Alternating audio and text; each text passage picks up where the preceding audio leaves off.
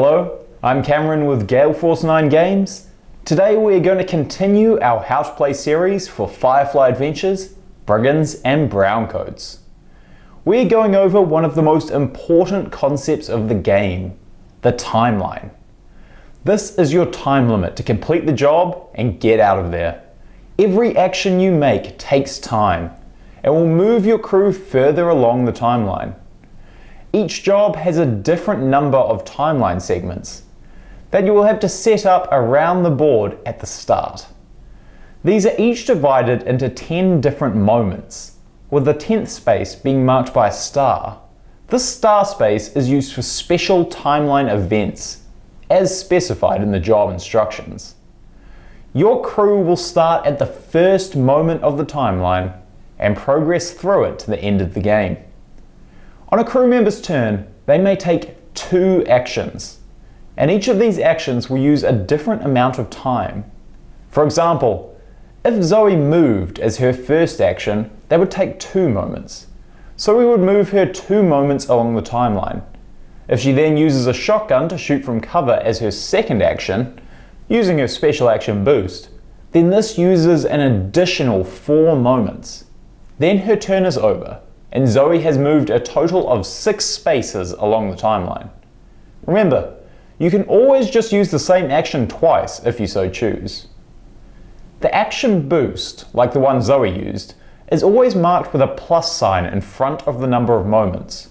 For example, the reprogrammer would add 1 moment to a tech test. Action boosts don't count as one of the 2 actions you get in a turn. Instead, they enhance the normal actions that you can do.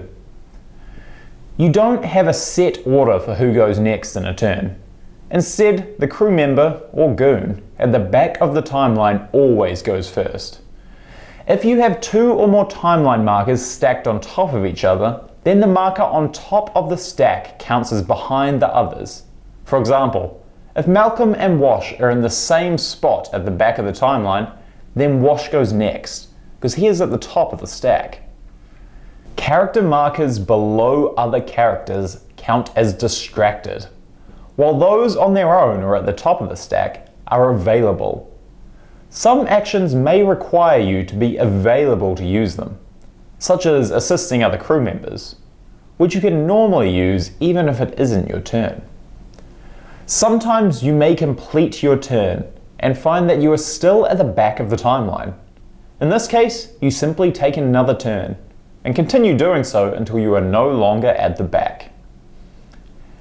If you want to move to a better spot on the timeline, without actually doing anything, then you always have the option to use one of your actions to wait. If you choose to wait, you can move your timeline marker to a further location in the timeline, though you can't place it more than 1 space ahead of the character currently in front of the timeline. For example, if Jane was at the back of the timeline, he could move forward 4 spaces, so he could better respond to the goons once they take their next turns. When you are placing goons who have just become alerted, they always join the timeline on top of the most behind time marker, so that they will always take the next turn. We'll cover the full rules around alerting goons in a later video. When crew markers reach the end of the timeline, they are essentially out of the game. They have no more time left and can do nothing but wait for the remaining players to catch up. For example, Zoe may have reached the end of the timeline, but the rest of the crew of the Serenity still have a few moments left to turn the job from a failure to a big score. And that's all for this How to Play video. Firefly Adventures, Brigands and Browncoats is available to order now from our online store with a link in the description below. Follow GF9 on Twitter, Instagram and Facebook for all the latest news and updates.